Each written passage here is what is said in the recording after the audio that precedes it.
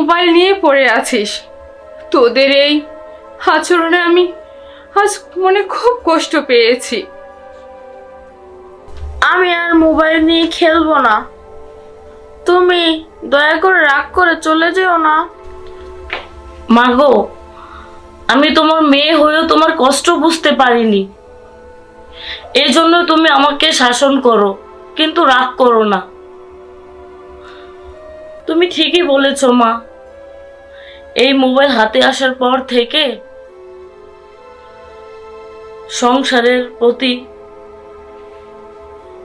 তোমার প্রতি মনোযোগ নষ্ট হয়ে গেছে। তাই আজ থেকে প্রয়োজন ছাড়া এই মোবাইল হাতে নিব না।